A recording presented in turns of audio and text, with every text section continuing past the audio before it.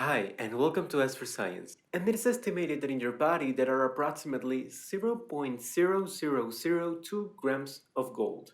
This may seem like a lot or too little. To give you an idea, it would take approximately 5 million people to create a gold ingot. Gold is a spectacular element. It's the most ductile and malleable material that exists.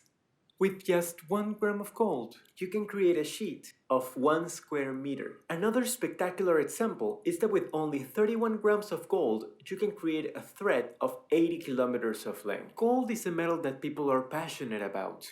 Throughout the history of mankind, it is estimated that approximately 174,000 tons of gold have been extracted. But where does all this gold that we have extracted come from? Most of it comes from asteroids, from outer space, because the gold that Earth originally had fell towards the core of the Earth. Because gold is a very heavy metal, that made it stay in the core. That's why all the gold that we have obtained is the one that comes from asteroids, from outer space. The ones that have fallen after the formation of Earth. This is fascinating, but really, where does the gold that the asteroids brought come from?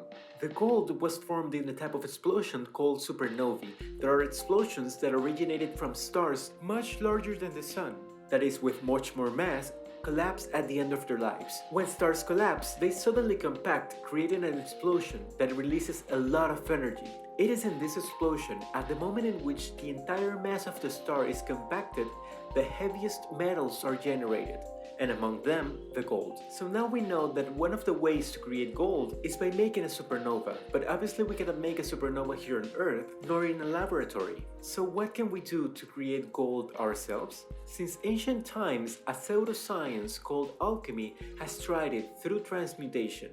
Transmutation was a very simple process that consisted of changing from one element to another. The most common that was trying to obtain gold was lead to gold. It was believed that this change was possible through the philosopher's stone, a stone that doesn't exist and was never found. And so, is there any other solution?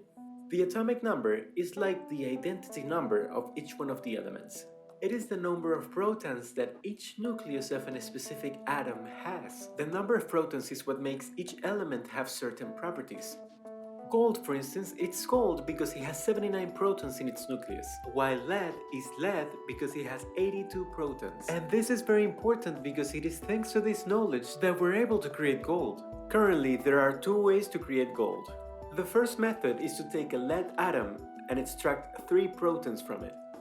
As lead's atomic number is 82, if we remove 3 protons, we will obtain gold.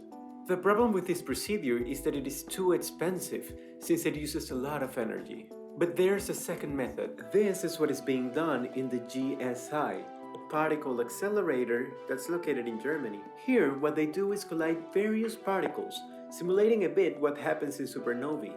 When they make these collisions, they get gold atoms. And how many, to be exact? Well, per second, they get 2 million gold atoms. This may seem like a spectacular amount.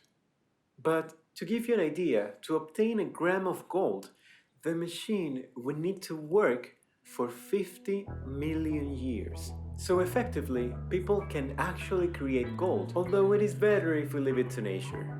So that's it for today's video. If you liked it, please leave a like, subscribe if this is the first time that you come to the channel, and remember to pass the video to all the people you know, so they don't miss it. Thank you very much and goodbye.